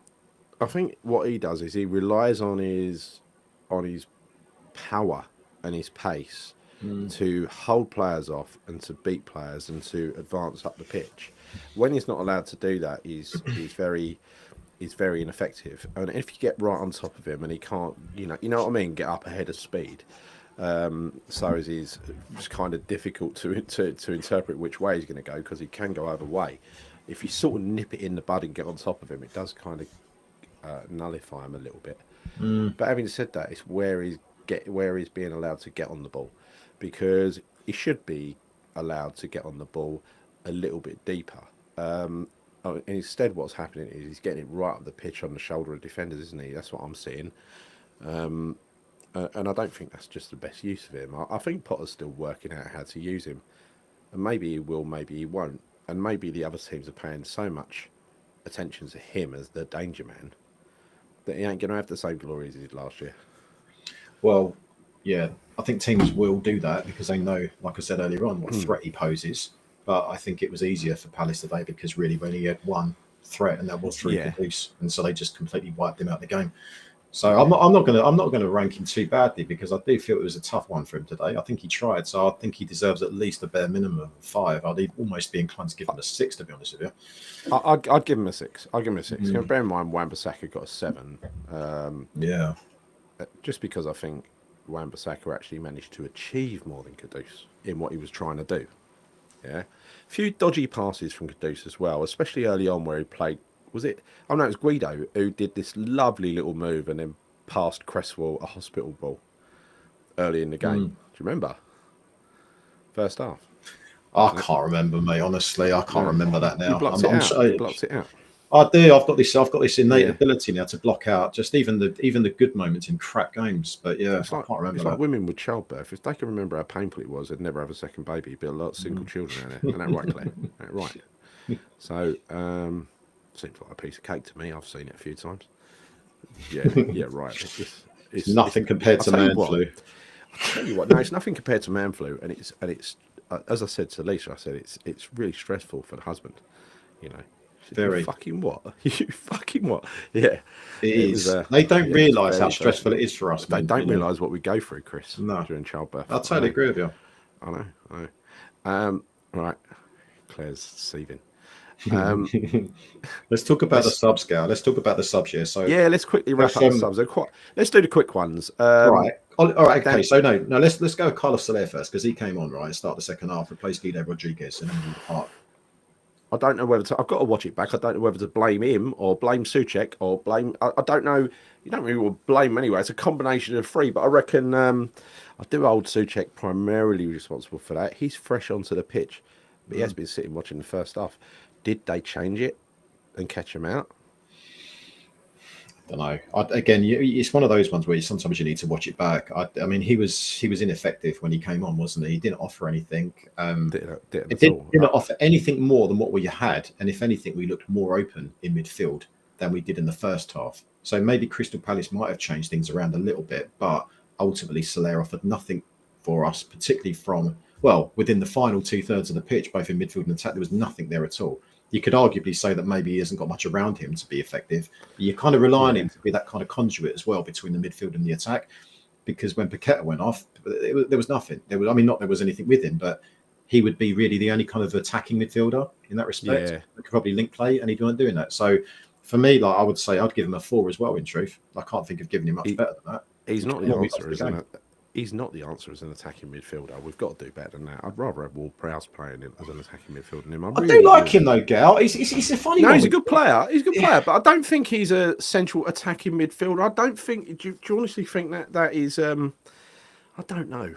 So where does he? How is he best? How is he best utilised then? I suppose it kind of is. It kind of is his role. But the thing is, he's been played in so many different positions. He hardly ever plays purely in the role that he's supposed to play. And I don't think he did today either, really. Probably because there was no one to give it to up front. I think it was no just up front, was there? I think his job. Honestly, I think because of the lack of firepower that we had today, I just think it was about trying to nullify the threat, packing out the midfield, and I think his job was really just to sit in the middle, and that was about it, really. But congratulations, Red Stretch. Oh wow! Congrats, Mrs. Stretch. Born 6:49. Yeah, one night. Oh, was that this morning, or was that previously? Was that today? Oh, you were absolutely knackered. Yes, you are. Yeah, but no, congratulations, Reg. Yeah, that is. Most importantly, how are you? How are you, Reg? Because we know how hard it is for men. Yeah, it's very tough for men. You must be knackered. You must be knackered, Reg. Yeah. Did you consider Graham as the name? Because that was what I know. It's probably not feeling as positive now, but I'm sure Gary, can I just say something about names for a second, and this will make you laugh. Well, it might make you laugh, but it might make you feel unique. So Fred said something to me the other day. It was a stat or something that he read somewhere that apparently by I don't know what year it's going to be, but I think it will be within the course of the next 50 or 60 years. 2050, yeah. You know what I'm going to say here? Yeah. The name Gary is going to be extinct. Yeah. There's going to be no more Garys. There's going to be extinct. 2050. Was it 2050? But that was what it's supposed to be, but that's nonsense because I a little while ago I knew like a 25-year-old Gary. So unless he gets hit by a bus, maybe he'll be the last remaining Gary on Earth. Who knows? One day the Garys will rise again. The rise of the Garys. Well, look, it was only someone called Paul that fucked it all up for us anyway in the first place. I'll be honest. Paul's got a lot to answer for, I'm telling you. There's not many Pauls around though nowadays, are there? Come on. Those names are dying out. They are dying 70s out. names as well. 70s names as well. They are. Yeah. Ollie Scholes. Let's talk about the positives here now. Ollie Scholes coming on, obviously. He was top class. He was brilliant. He looked like... Yeah, I'll tell you what, he like roles reversed. He was like the men and they were the boys. I'm talking about... He was the man and they were the boys. I'm talking about not only his teammates, he just looked good, supreme, right? Especially down the other end of it. He didn't care about Crystal Palace. Crystal who? He was saying he was just the things he was doing to salvage balls and get past defenders a little bit cheek. That one he salvaged in the corner and just found himself running towards goal with the ball. It's just that sort of stuff. I love that. It's the no fear, no fear of that you've got at that age, fearlessness, and my vocabulary has abandoned me tonight as well. Sorry about that. But yeah, I was so impressed with him. He's getting iteratively with each performance better and better and better. And he looks big, strong, fast, composed, and not intimidating in the slightest. He looks like he thinks he belongs because he does. He should feel that way. Yeah. I'll give him an 8 because I'm not going to score him any lower than that ever. Oh, wow. Okay, so you're scoring him higher than Wan-Bissaka. He's your man of the match then, is he? Well, yeah. I would say so. He was the only one that gave me pleasure today. Wan-Bissaka a few times, that's why I marked him high. But really, the one that gave me pleasure, him and Orford, they were the two that I thought a little glimpse of the future, and that cheers me up. It makes me think the future's a little bit bright. Yeah. No, I'm with you on that. I definitely. I might be going strong. I might be going strong with an 8. But you know what? Why not? Why not? Because he's a young player coming into the team, and we should get behind him and give him every confidence. All the fans should be getting behind him and saying, what a player he is, without putting in too much pressure on him. And I think, to be honest with you, he's been a breath of fresh air coming into the team. He has. That enthusiasm you get with a lot of young players that come in with that fearless mentality. I think that's what he's shown in the last couple of games, that he has played. Chris, I've got a question for you. Just joined. I'm watching back from the start. Anyone feel bad for Loppy after to say no? Right, next one. So, Gary, where's that mug you were drinking from this morning? Yeah, watch my video from this morning. You'll have my answer. You'll have my answer in full. Paid in full. Eric B. and Rakeem. Right. What about Lewis Orford? Right, we spoke about young players coming into the team. I know we briefly spoke about him. Lewis Orford. Like I said, again, I don't think he was fearless. I thought he was a bit nervy at times, but I also think he was brave and opened himself up.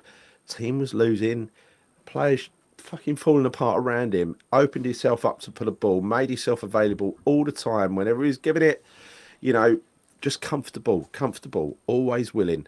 You've got to let players like him, especially in midfield, they've got to be allowed to make the odd mistake, and he did make the odd mistake, but nothing serious. I really liked his debut, and that is probably akin to Scalzi's second game, where he weren't quite as good as the first one, right? But then they come back and they get better and better and better because they feel the trust the coach is giving them. They believe in them, and then they give them another game and another game, and that's how they grow. That's the only reason Declan Rice was ever a thing, because Pellegrini believed in him. Right? It ain't like smooth. It's not linear though, is it, Chris? It's not like when a young player comes in, it's not like linear progression where they get better and better and better. It's like that, right? Yeah, and eventually they go like that. Yeah, they're learning. Yeah, no, look, honestly, I think it's so good to see the youngsters come through, and I think actually this season, providing we don't get sucked into a relegation scrap, which I'm hoping we don't, because actually I think the next 5 games are massive for us. In truth, right? They are. We've got some tough ones coming up. Obviously, Villa, Chelsea. They're going to be 2 tough games in itself. I think we've got like Brentford as well. I think we've got Arsenal. I can't remember now exactly who we've got, but there's some tough games coming up. But if this season, if we can take any positives out this season, if we finish kind of mid-table or just say, I don't know, between 12, 13, whatever it's going to be, is blood some of the youngsters in, give them more game time, So hopefully by next season, they're going to be ready to actually start games. That's what I hope. So it'd be amazing. It'd be, I would say that it would be a great season if Ollie Scholes cemented himself into the team, and also someone like Lewis Orford came into the team and started to become more of a regular feature as well. I completely agree.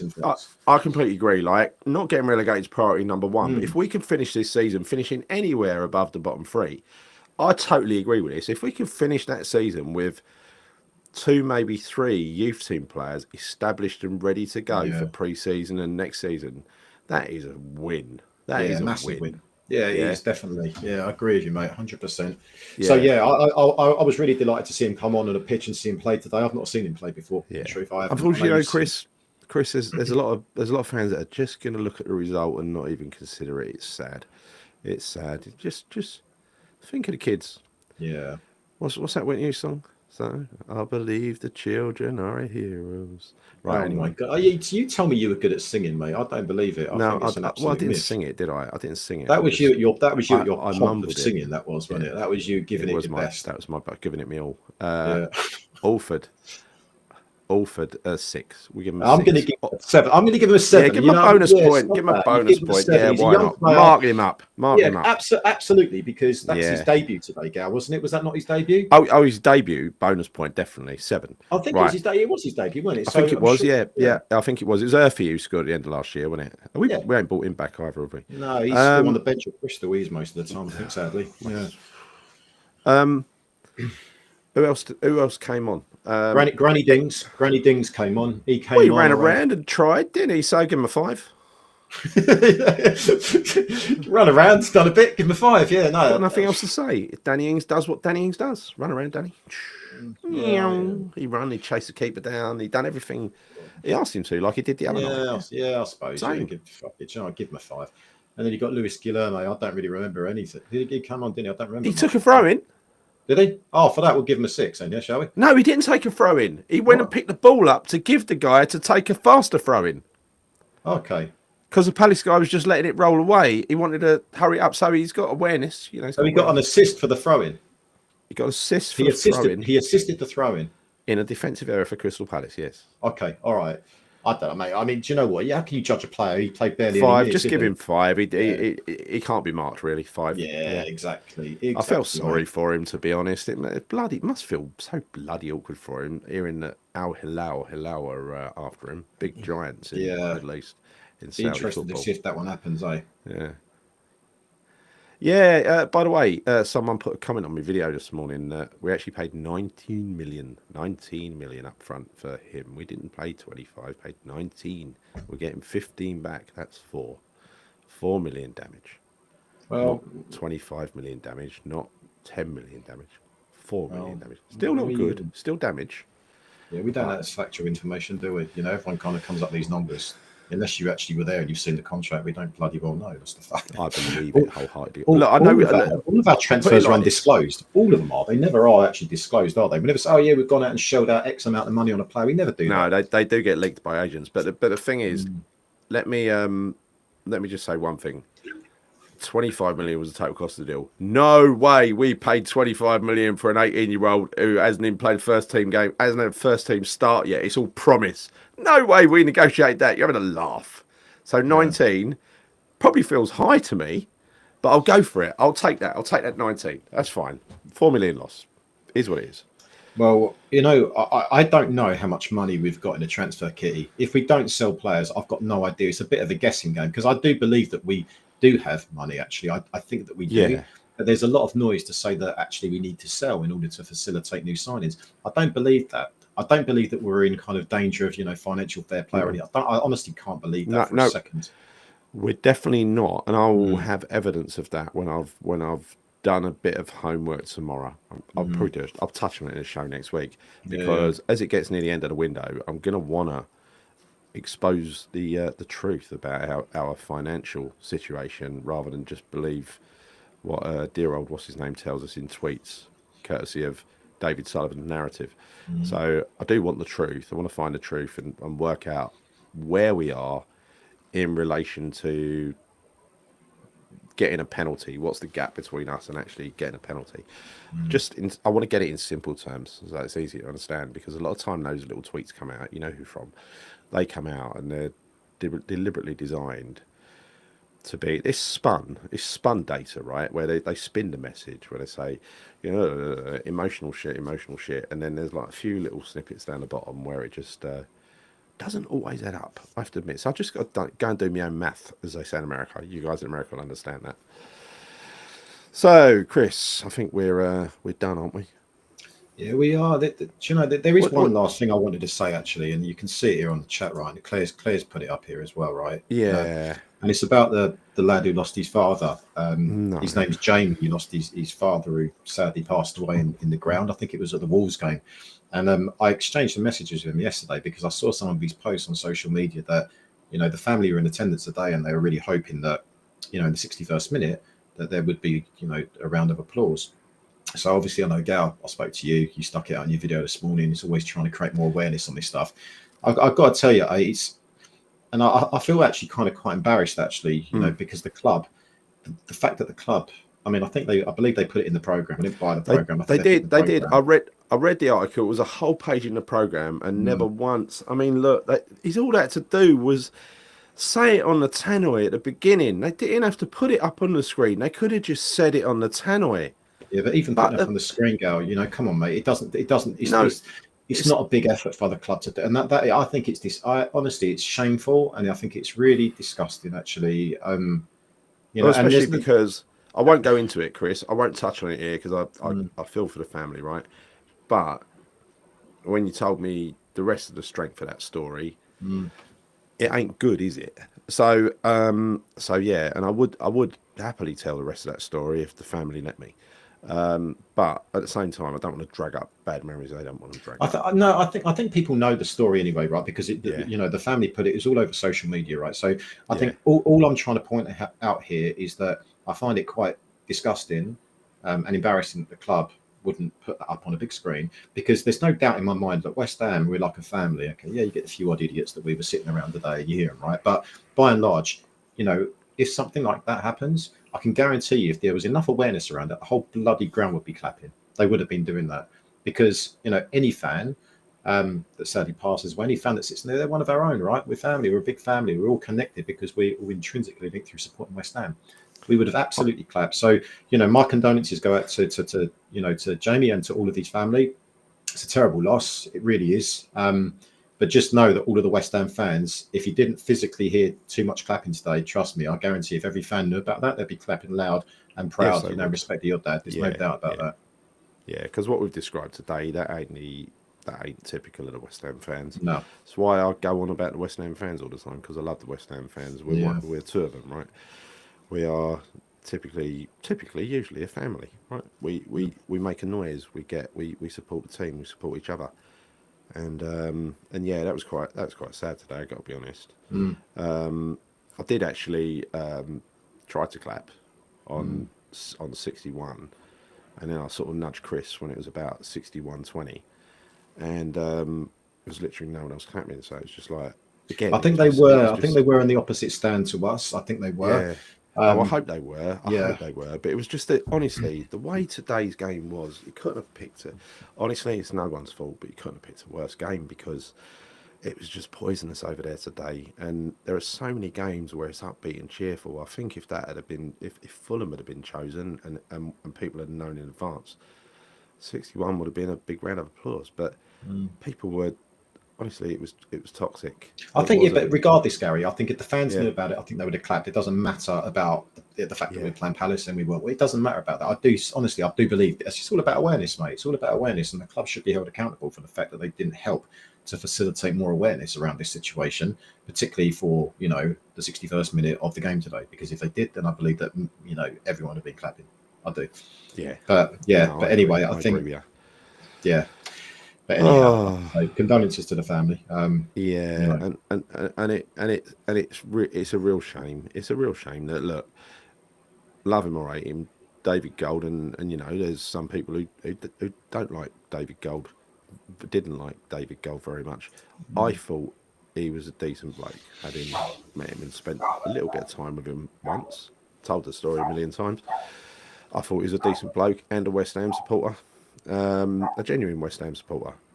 I don't think what we've got left in this board, I don't think there's a West Ham supporter between them, and including the kids who think they are, and they have no idea what it takes to build an atmosphere in a football stadium. That much is clear. None of these owners in the Premier League do, or they would not be filling the ground with fucking tourists. They wouldn't be. What they're doing now is people my age and older, and down to your age, Chris, and around your age, we're probably the last generation of fans en masse in these numbers who are going to be invested in going to watch West Ham, because they're making it impossible for the next generation to do it, because season tickets are dwindling. Where's the loyalty going to come from West Ham without success? If West Ham is dependent upon success like Arsenal and Chelsea and everybody else winning trophies, you ain't going to have a fucking fan base. Got news for you. Well, I'll tell you, I know we laugh at that Canning Town Lane video that obviously you've been playing at the end of some of the videos that we've done this week, but it's actually, we laugh about it, but it's actually true. That's the funny thing about it. It's true. I'm queuing up today, Gal. I'm queuing up to by the turnstiles, and I'm looking around, and I said to Fred, there was again, nothing wrong in it. We've all done it. We've all gone to games in other countries and stuff before, so we have essentially been tourists as well. But you see it more and more at West Ham nowadays. You see it more and more with people that suddenly aren't appearing, but they're flogging their ticket on Ticket Exchange, and they are selling it to people that are there just for a day. I've never been to a game before. Do not support West Ham, and it's a real shame, because I think they're alienating so many fans. And one thing, just to point out, don't we find out soon about this whole concession pricing? I think that's coming out soon, isn't it? I'm sure it is. I think it is. And I'm going to play CanningTownLength.com in a minute, Canning Town's video in a minute. But I want you to hear this one last thing first. And this is in relation to Jay and the response that he got from the club. And the response that he got from the club was closed off by this remark. And this should be the bold slogan. It simply said, "We can't promise anything." See you soon. Come on, you irons. Hey Goldie, what's on today's to-do list? Why, it's match day, Dave. Are you hoping for a full house tonight?